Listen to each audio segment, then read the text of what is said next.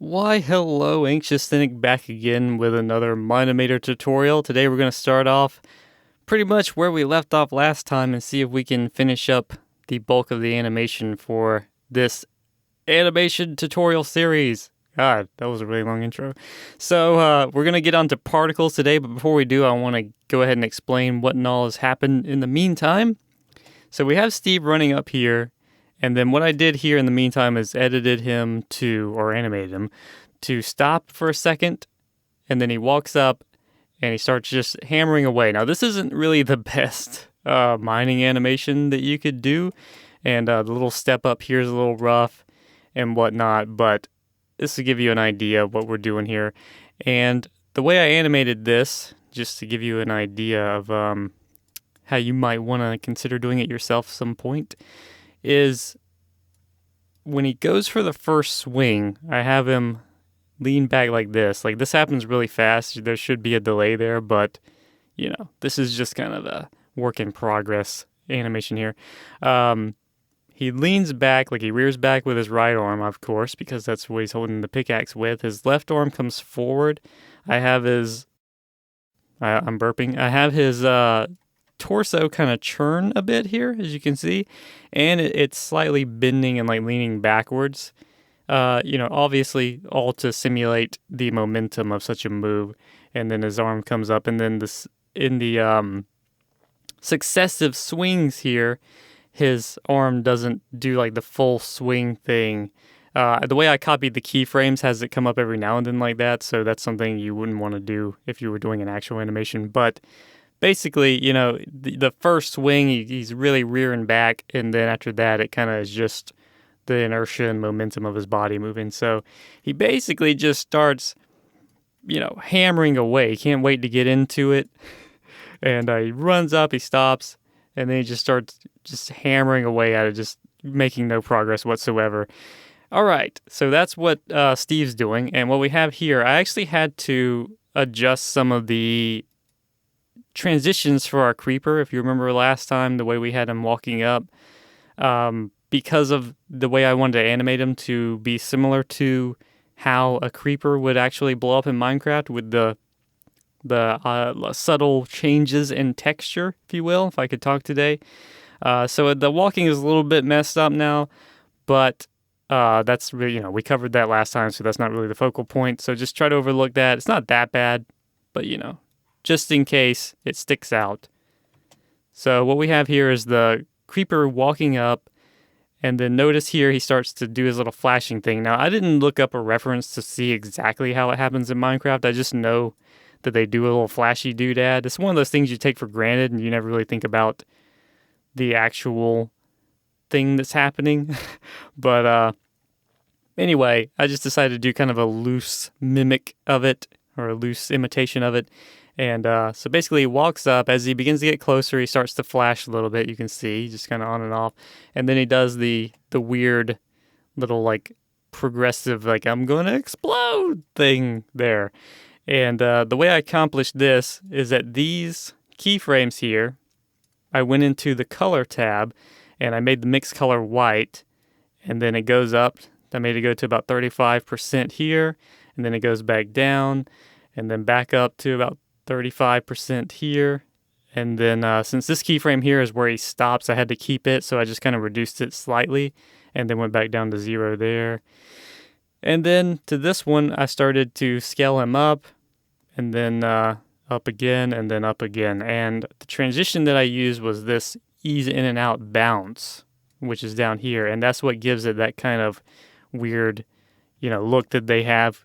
Something like that, I think, is what they kind of do in the actual game. So went with that, and he just gets up there, and like at the height of it, he's just gonna blow up, and that's what the creeper's gonna do. So he comes up, he starts flashing, and he's just like, boom, like that's where he's gonna blow up. So there we go. That's where we're at. That's what's happening. And he's not even looking at Steve anymore because I moved Steve up and forgot to adjust him. But maybe it's a blind creeper. I don't know. Anyway, so at this point is where we're going to want our particles to come in. And right here, we're going to go to the thing, the crafting table, and then right here you have create particle spawner for various effects. And the cool thing here is you can do all kinds of crazy stuff, but we're going to use a preset, which is an explosion, which is actually, I think, a creeper explosion. So what we're going to do is have him probably blow up right around like where he gets to the height of that thing. And the explosion is too low. Let me make sure we don't have any other keyframes. All right, so we're going to take this explosion. We're going to put it right about there, maybe. Let's see. Boom. Boom. Yeah, that looks all right. Should it be a little higher? Maybe just a little bit higher. Maybe all of his TNT's in his big fat head. I mean, that's kind of what they show in the little things. Boom! A little bit lower. It doesn't really matter. We'll just get it somewhere in there. And it explodes. And at that point, like right when that happens, we're going to have him go invisible. So it's like, boom! He's gone. See? Just that easy. It explodes. And then, yeah, that's pretty much it. Like for the explosion, like since it's already a pre-made thing, we don't even have to mess with it. And that's pretty good right there. So we do that. And then Steve, we're going to go ahead and do a, let's see here. Where's Steve? Oh yeah, I didn't rename my folder because I'm dumb. All right. So at this point, when the creeper explodes, we're going to have Steve do something as well. We're going to go ahead and have this do this. We're going to make it an instant transition. And the very next keyframe, we're going to have Steve. Where is my stuff? Okay. We're going to have him turn this way. So that's going to be about 180. And so back him up just a bit. Oh, hang on. Wait, no. All right. Sorry about that. We're gonna get rid of that keyframe. The way I had it is he would be facing the creeper, but that's actually based on the pretense that maybe he is gonna turn and look at him before he blows up. But I figured we'll just have this go where the creeper comes up and he just blows up before Steve even realizes he's there. So sorry about that. It's a minor hiccup, not that big of a deal. And he blows up, and then at this point, this keyframe right here, I went and made a new skin for Steve. So we're going to go in here to the character thing, and we're going to add, let me see. The only thing, I don't want it to change the texture for him. This is something I haven't actually practiced beforehand. So let's actually see if there is a way to do it while we're going through this right now. So if I want to change his skin, we're going to go to Browse, Burnt Steve. Whoop. All right. So as you can see there, he's a little bit messed up. It's not 100% perfect. I just kind of applied an effect to it. But we should be okay there. Now, there should be a way. I'm probably overlooking it. Right? I have to be... Okay, yeah, I know what I'm doing. Once again, I'm getting stuck on the thing between the folder and the Steve. So we're going to go ahead and make the transitions here. All right. Now we're on the right track. Texture. Now we have what we're looking for. Okay, so it's going to be Burnt Steve there. And we're going to change this back. So you probably could go to Resources here and add in a new resource. And then that way it won't change the Steve thing. That's what I was trying to do a second ago, but the folder thing threw me off. So you can do that and it won't mess with any of this. But what we're going to do is, like, we've got Steve's texture back the way it's supposed to be. Now that we have this other texture loaded, what you want to do is in the Steve thing, the Steve's properties, you won't be able to do it from the library. If the library adds the skin, like, it'll change it for the entire project. If you want to be able to animate the texture, you have to go to Steve, into that keyframe, and then now you have this, and you have different textures loaded now that we've added that one into the project. So at this point, we'll transition to Burnt Steve. And there, as you can see, he changes. So what happens here is the creeper blows up. And this is something that will be taken care of with the cinematography. Boom! See, he blows up and now he's all like burnt and crispy, Steve. We would want him churned. We'll see how that goes. That may be something we'll worry about next tutorial when we get into the camera work. But for now, we'll just leave him in that position where he just transitions and churns. And also, let's go ahead and do our general keyframing here, where we will make all of these instant. Let's go ahead and do that. And then for, let's see, all of these here, we're going to reset their parameters. There we go.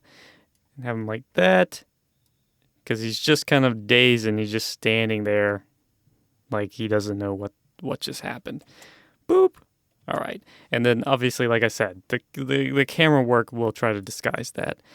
So that pretty much covers it, but to extend the tutorial here, I wanted to go ahead and give you a little bit of a rundown of the particle systems, like how you might edit particles. So you notice, like, when you click on the particle thing, you get some of these basic options like the position and all that stuff, but you don't really get anything else.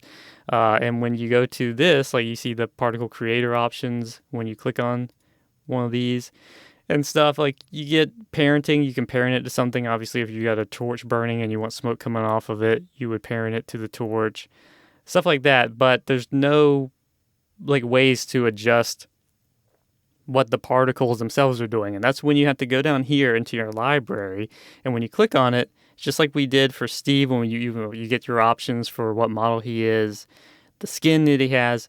Well, when you click on the particle creator, you have to open editor, and that will open up this. And this is where you can adjust, what happens to your particles. So without messing this up, let's actually go ahead and create a new particle system. And let's just, for an example here, let's make a fountain of cakes.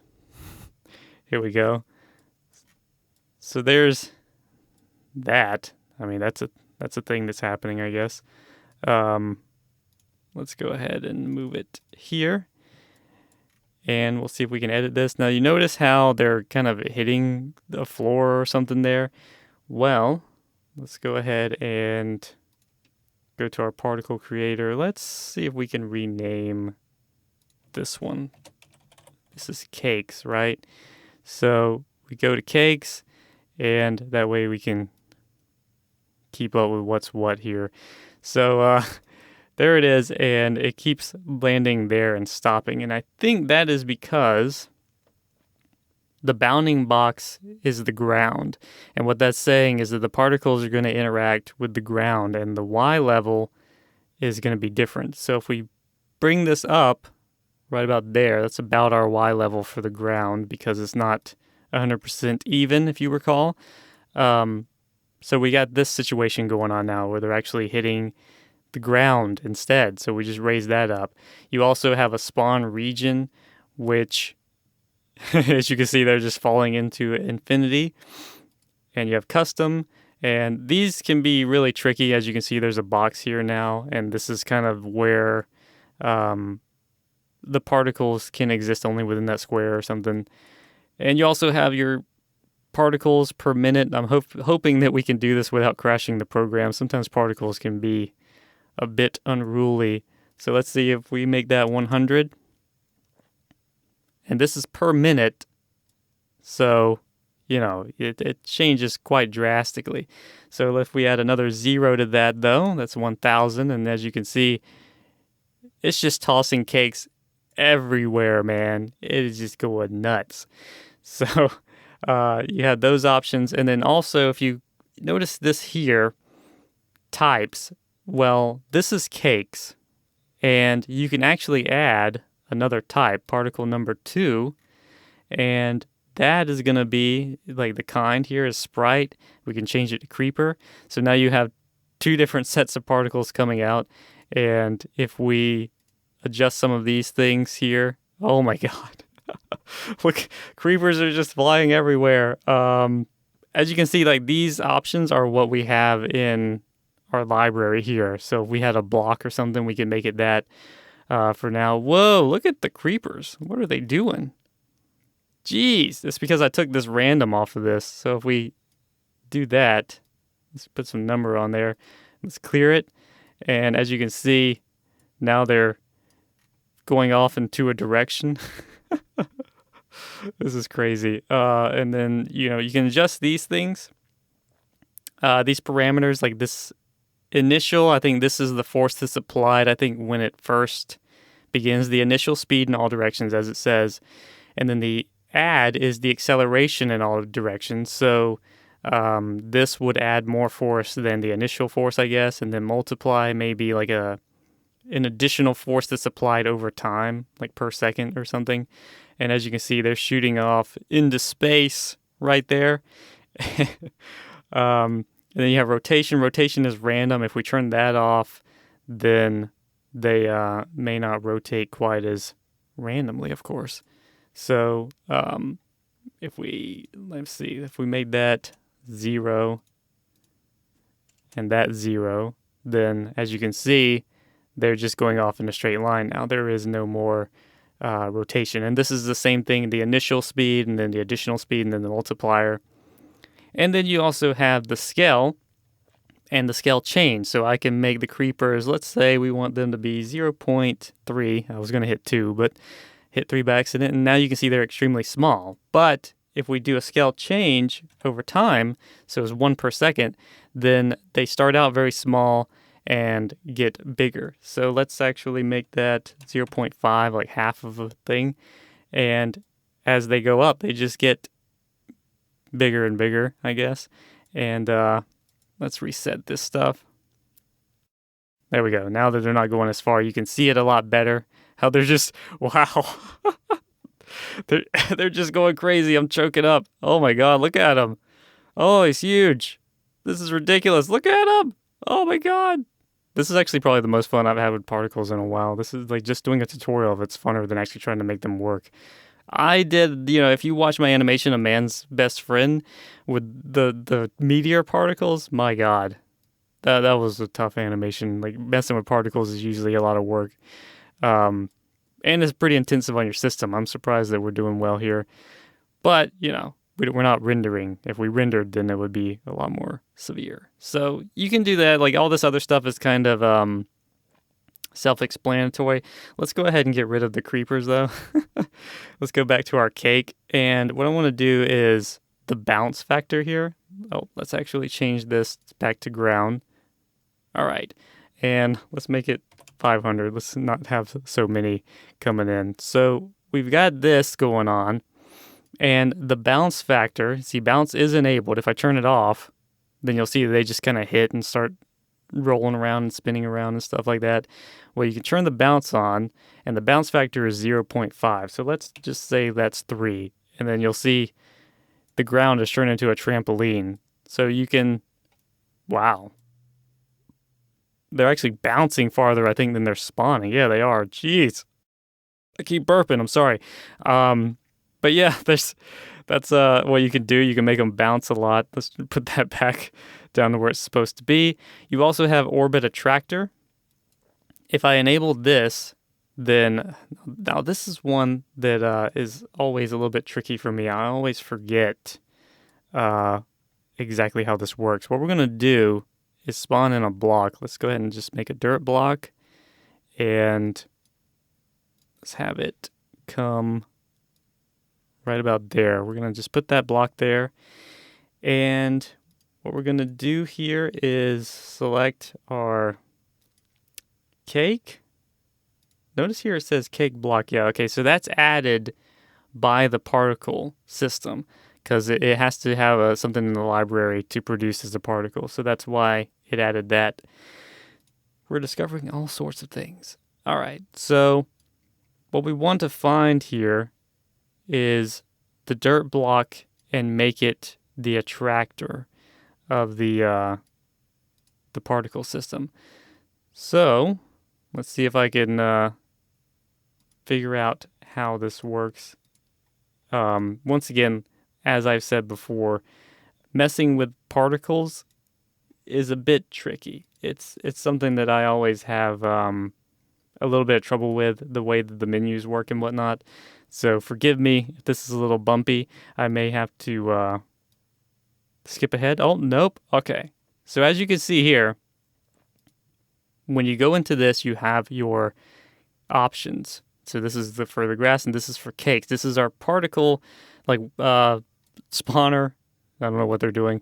Since there's no attractor, they're just kind of going into nothingness, I guess. But in this menu, you have particles, spawn particles. Like you can turn that off, and they should like just disappear because they have like a time. Yeah, okay. So we're not spawning particles right now. Let's turn that back on. We're going to turn this on, the attractor, and we're going to find our grass block. Grass. And then as you can see, they flow up to it and they orbit around it. So if we go back to our actual particle editor here and we select cake for the particle, then we can turn this off. And what that does is it makes them go towards the grass block, but they no longer orbit around it. So that's one way you can kind of make particles go in a particular direction without having to mess with these options here, which can kind of dictate, directions that it goes and whatnot. It's a really easy way to say, okay, I want the particles to flow in this direction. Just give it like a block, and you can make the block invisible once you place it where you want it, and then have the block be the attractor for the particles. Or, if you want it to orbit, then you can of course do that, and that makes them come back to it, and they'll just like swing around it over and over. And then based on some of your other settings, it may cause them to do all sorts of other things. Let's make that 1, or actually let's just make it random and multiply it random. And doing different things with it will, of course, cause a lot of different effects. So, for instance, here we have the spawn region. This is something I should have covered earlier, but the spawn region means that these things, instead of just spawning at the origination point, they're going to spawn within this entire area. So, like, for instance, if you're trying to create, like, particles, like fog or something, maybe even rain or something like that, you would have it spawn like this. So instead of everything coming from one single point, it all spawns within this range, and you can make it bigger and smaller and things like that. So that's pretty much the basics of particles, and you can have a lot of fun with it and do things. There's presets, once again, just like we did for the explosion, that you can use. Or you can be more advanced and do some of your own stuff. We may try to cover some other interesting things in the future, but that should do it. I think we've gone on a little bit too long, but it was fun. So thanks for watching. Hope it was helpful. Hope this gets you on the right path to doing your own awesome animations. And until next time, thanks for watching, and I will see you in the next video.